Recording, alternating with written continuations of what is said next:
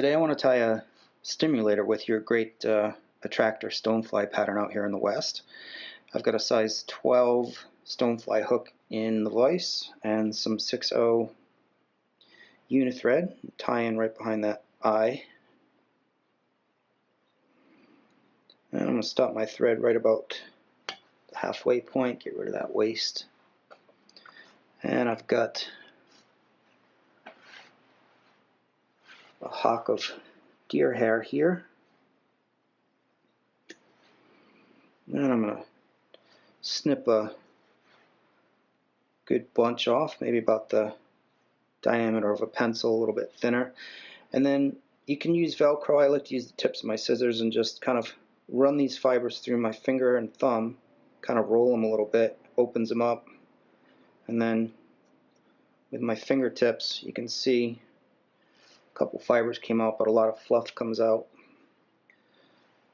And then just continue to do that a few more times and we'll get a nice stack here. If you don't do this, then it's a little bit harder to stack because you get that under fur there, kind of acts a little bit like a glue, keeping those fibers together. Alright, so we'll put those in our stacker.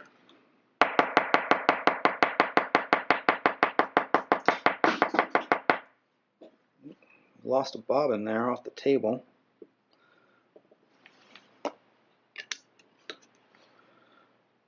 Disregard the noise. Alright, so I'm going to set those fibers maybe about 1/4 of an inch past the bend of the hook. Pinch them and put one wrap over the top. Just check that distance. That length looks good. Cinch that down. Let's start to work this thread toward the rear.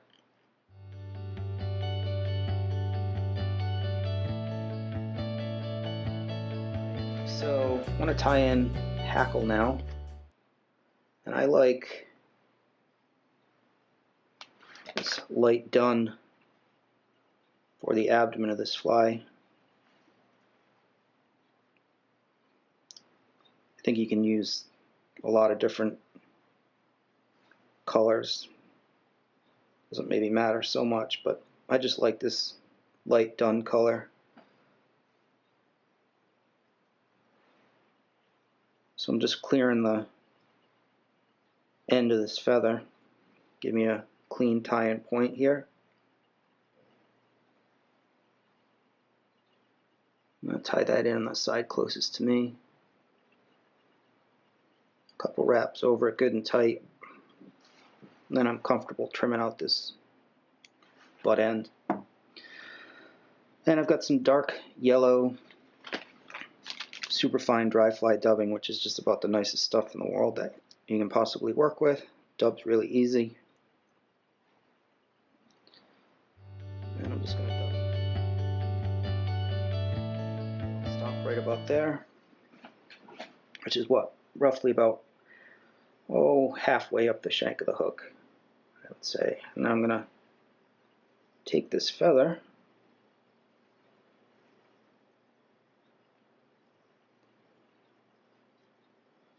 and even wraps.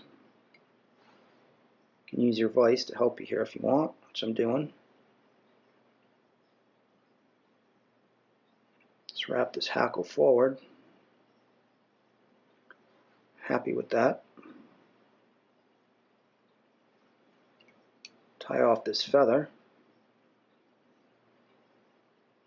2 wraps. Pull it back. I'm going to wrap in front. It's going to push it back. One more wrap over the top. And then we'll just come in and carefully trim that out. A couple fibers here I don't want. Get rid of those. Alright.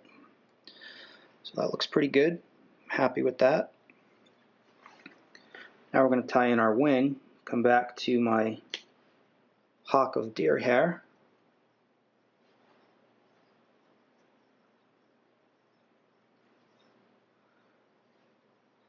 And again, I'm going to take a nice thick roll of fibers and then just kind of twirl them between my thumb and index finger and get rid of some of this under fur that I don't want, and just get rid of that fluff.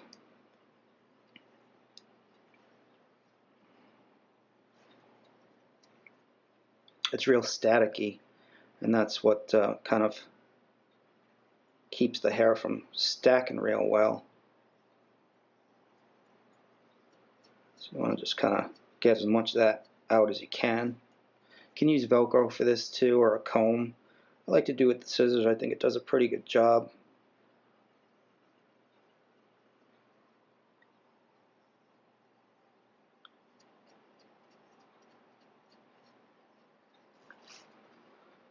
Alright, so I'm relatively happy with that. Put that in my stacker. See if we can get a nice stack.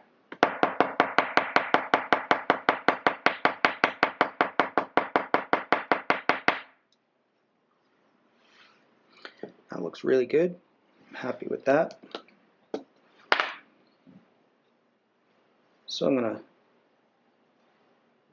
take these fibers and I'm going to extend the tips just past the tips of the tail. And I'm going to wrap over these fibers like so.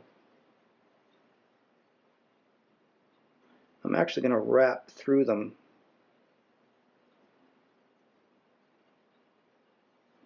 which helps lock them in.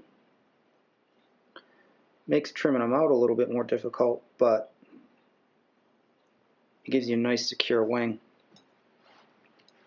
So now I'm just going to come in and trim out these butt ends. I'm not going to trim them totally short because I want to continue to wrap over them. If you just have an abrupt cut, then you have a ledge of butt ends to deal with, and it's just harder to tie over them. And if you leave them, then it also helps you build sort of the taper that you want for your head. So I'm just taking my time, making sure I don't cut my thread, which is easy to do. Getting these butt ends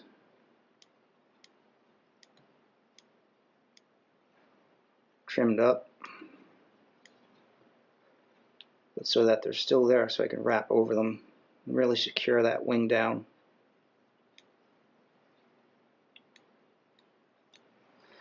Alright, so once I've got those pretty well taken care of, and I'll just do some cleanup with my thread here.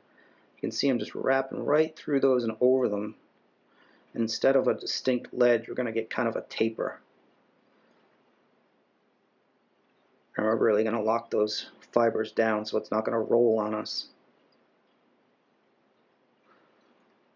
Now we're going to dub over this too, so you don't have to be too fussy about having a few butt ends that stick out. Once I'm happy with that wing, and I am, leave my thread there, and I'm going to come over to nice brown hackle that I've got here. Nice dry fly hackle, and just looking for a piece I want. That's good. And again, I'm going to pull off the fibers, so I'm going to have a bare butt end of the hackle. That's a fairly thin main stem here, so I'm going to tie it in. I'm just going to flip it back because it's fairly delicate, and that will just give us a little bit more secure tie-in. So I'm just going to take that extra butt end and flip it backward. Alright, so now the next step is to dub our head. And I've got some synthetic sparkly orange dubbing here. little bit of sparkle to it, a little bit of shag, but I'm going to dub it fairly tight.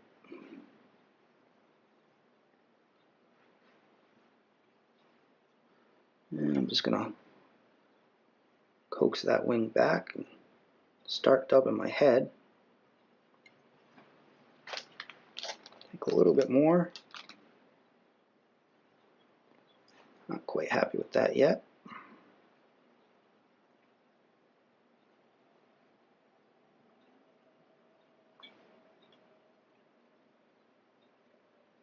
I'm just going to give that a tad more.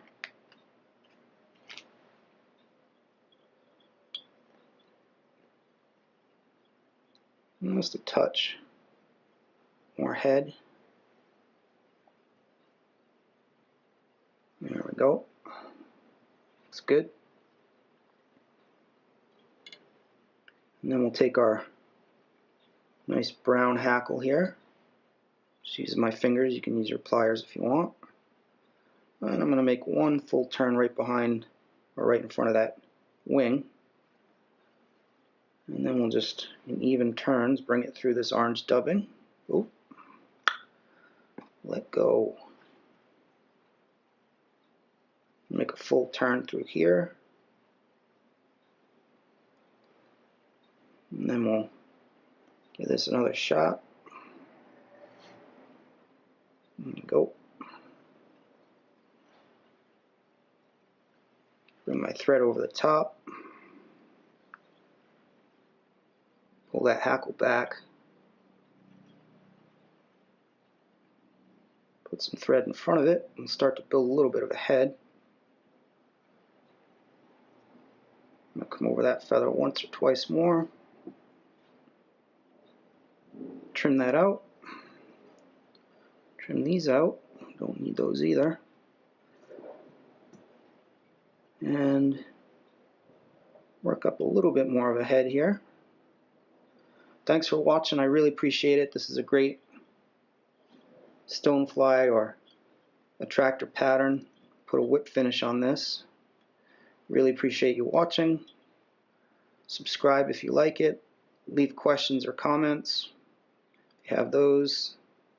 And I will catch you in another video. I'm going to put some head cement on this and we'll call it done.